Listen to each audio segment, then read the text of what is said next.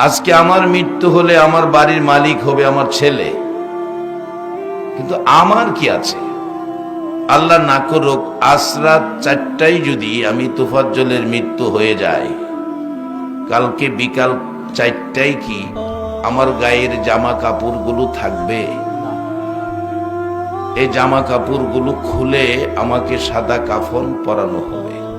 সাদা কাফন পরাইয়া এমন একটা দেশে পাঠাবে, যেই দেশে শুধু যাওয়ার গাড়ি আছে, আসার কোনো গাড়ি নাই।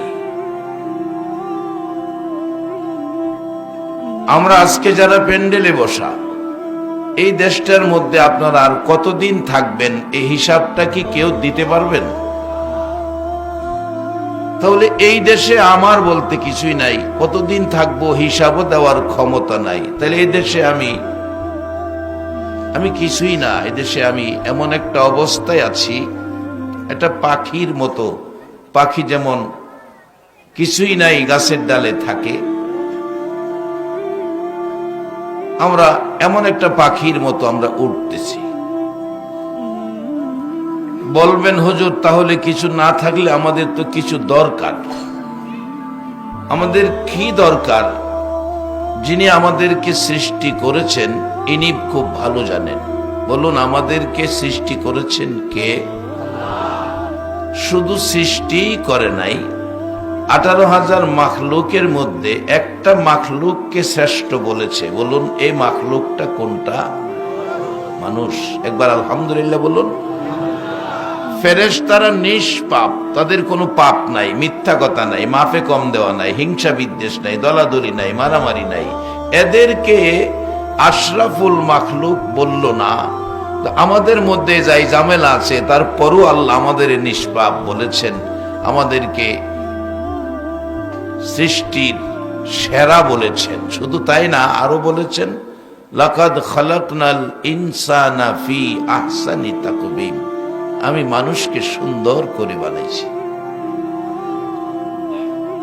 আবার আমাদের জন্য আল্লাহ জান্নাত বানাইছে, আবার জাহান্নামও কিন্তু বানাইছে।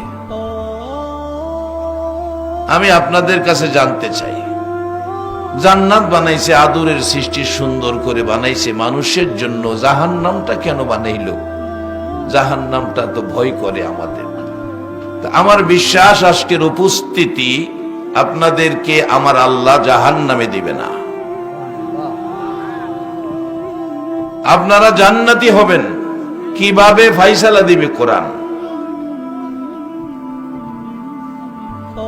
জাহান্নাম বানাইছে ঠিক আছে, কিন্তু আপনাদেরকে জাহান্নামে দিবে না, আল্লাহ আপনাদেরকে জান্নাতে দিবে।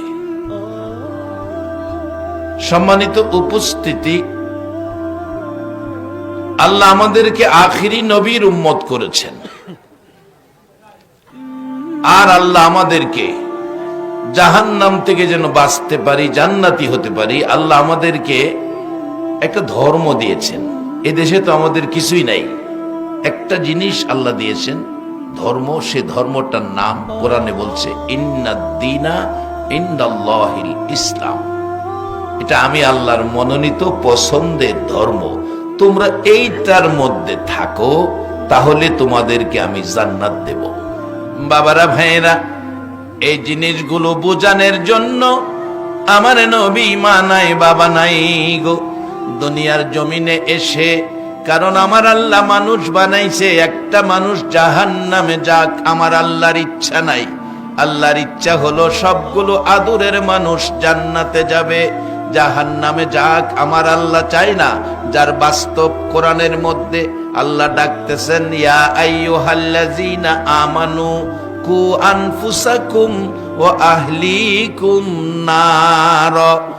ও পৃথিবীর ইমানদার মেয়ে পুরুষ, মাগো তোমাদের কেউ ডাকছে। ইমানদার মেয়ে পুরুষ, মা মেয়ে লোকেরা শোনো, মেয়ে পুরুষ আল্লাহ ডাকতেছে, ইমানদার মেয়ে পুরুষ তোমরা তোমাদের পরিবার পরিজন ছেলে মেয়ে সবাইকে লইয়া জাহান্নামের আগুন থেকে বাঁচো। এতে বোঝা যায় আল্লাহ জাহান্নামে দিতে চায় না। শুধু তাই নয়, আমার আল্লাহ কোরআন শরীফের মধ্যে পরামর্শ দিতেছেন, ইয়া আইয়ুহাল্লাযীনা আমানু উরকাউ ওয়াসজুদু ওয়াবুদু রাব্বাকুম। ও পৃথিবীর ইমানদার মেয়ে পুরুষেরা, তোমরা কি করো? রুকু সেজদার মাধ্যমে রবের ইবাদত করো। কোরআনের পরামর্শ। এরপরে তোমাদের জান্নাত দিব এ কথা কয় না, পরে বলছে অফআলুল খায়রা, ভালো কাজ করো। নামাজের পরে ভালো কাজ করো, তাহলে তোমাদের পুরস্কার কি আসবে? লাআল্লাকুম তুফলিহুন। নামাজের পরে ইমানদার ভালো কাজ করবে, তোমরা জান্নাতি হবে। আল্লাহ নিজে বলতেছেন। আমার নবী বলেন, রে সাহাবীরা, আমি নবী বসে আছি, পথে দিয়ে পথিক যাচ্ছে। জিবরাইল এসে বলছে, হুজুর এই যে লোকটা যাচ্ছে, লোকটাকে আল্লাহ জান্নাত দিয়েছেন। রাসূল বলেন, জিবরাইল কিভাবে জান্নাত পেল জানতে চাই। জিবরাইল বলেন, হুজুর এই লোকটা মরুপথে, একটা গাধা, মরুভূমিতে পানি নাই, পানির পিপাসায় গাধাটা কাতর হয়ে পড়ে আছে। আল্লাহর নবী গো, এই পথিক লোকটা পানি নাই বিদায় একটা তরমুজের বাকলা, তরমুজের বাকলার মধ্যে পানি পানি থাকে, তরমুজের বাকলাটা নিয়ে গাধাটার সামনে দিল। গাধাটা তরমুজের বাকলাটা খেয়ে পানির পিপাসাটা কিছুটা কমলো, শান্তি পাইল। হুজুর তরমুজের বাকলা পিপাসিত গাধারে দেওয়ার কারণে আমার আল্লাহ তাকে জান্নাত দিয়ে দিছে।